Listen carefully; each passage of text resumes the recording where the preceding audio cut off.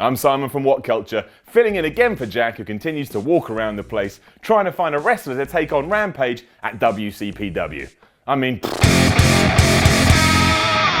but you are watching Fast Count, where we run down everything going on in wrestling so you can decide whether you're happy or sad about the current landscape. Which means if you don't like some of these, we're about to ruin your weekend. Jeez. But anyway, let's start with everything happening in the world of the WWE.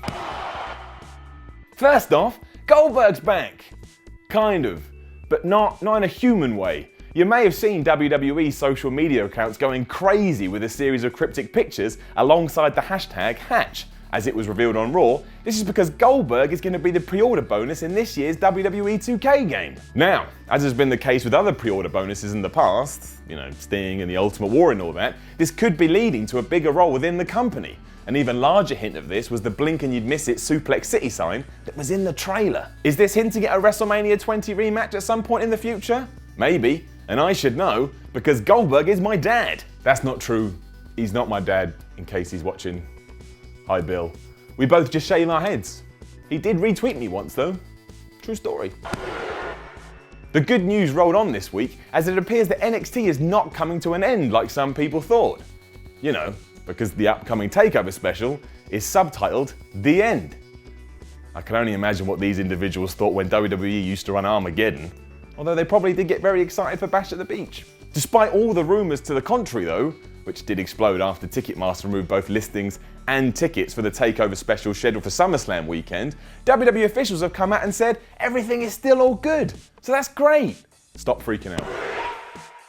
The highlight from the last 7 days, mind, came on Raw when John Cena finally returned and then got the schmo kicked out of him by AJ Styles, who reunited with the club. Or that would have been the case, until Rusev and Lana announced that their real-life wedding is going to happen on the 2nd of September and have stolen the show. While it's just nice to see the Bulgarian brute and, in Rusev's own words, the cold fish's relationship go to the next level, the real news is that all of this may be featured on Total Divas. If you don't know, Total Divas is great. It's like some weird drug you can't get enough of. Don't do drugs. Life isn't all about WWE though, so here's the other news that's been fueling wrestling chatter this week.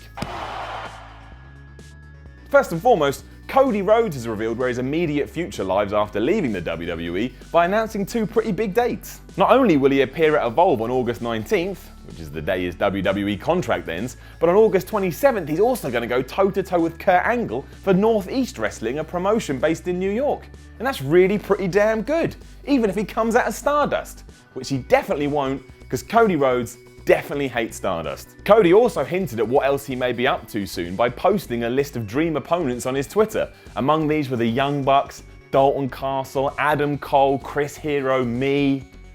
That's not true. He doesn't even know who I am. Next is the haunting and tragic Jimmy Snooker case, with a judge in Lee Valley deciding the former wrestler isn't fit enough to stand trial. Snooker is being charged with the 1983 murder of then-girlfriend Nancy Argentino, who died after suffering traumatic brain injuries from a moving head hit by a stationary object. Argentino was also covered in more than 24 cuts and bruises, and police have always treated the death as a suspected homicide.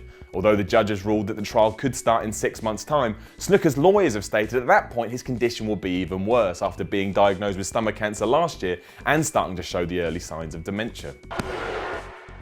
In far more jovial news, New Japan's Best of the Super Juniors continued this week and caused an incredible buzz when a match featuring Ricochet and Will Ospreay had a load of flipping in it. Despite it being incredibly impressive and something that would cause most of us to just drop down dead and die even if we just sent the thought up to our brains in the first place, Vader, a big man that used to do flip off the top rope, got all sad on Twitter when he said it was more like a memorised gymnastics routine and that he was upset to see where the business was headed. Unsurprisingly, many veterans disagreed entirely, the likes of Shelton Benjamin, Chris Jericho and William Regal all coming out in support of the match and the skills both guys possess. For what it's worth, I agree with them, because on the quiet, I'm pretty sure that pro wrestling is predetermined. So if we can't push the boundaries on a quote-unquote fixed sport, then what are we all doing here?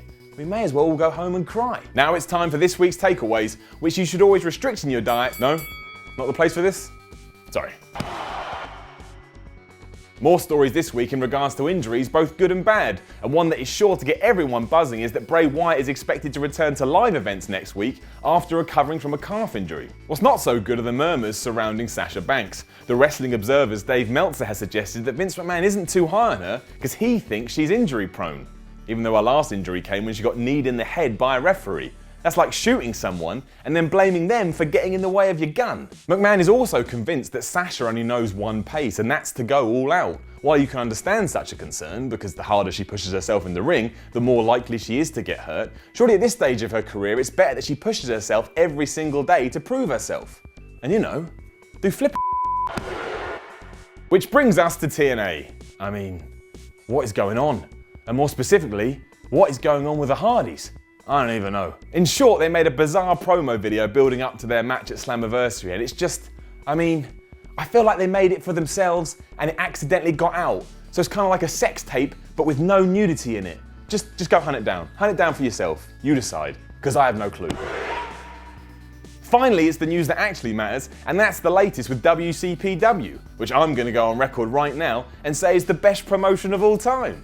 Because I can. But a huge match for the June 16th show was announced this week when General Manager Adam Pacitti revealed that the Ring of Honor title will be on the line, with Jay Lethal taking on WWE Global Cruiserweight qualifier Noam Dar. And seriously, that's like really, really good. On top of that, the demand has been so high we've added another show the night before, June 15th, at the same venue, and tickets are selling faster than Zack Ryder's IC title reign. Better still, if you've already bought tickets for the 16th, you can get £5 off a ticket for the 15th. It's literally the best news we've ever had on the Fast Count, and you can get more information at wc.pw. And that's it! We've come to the end.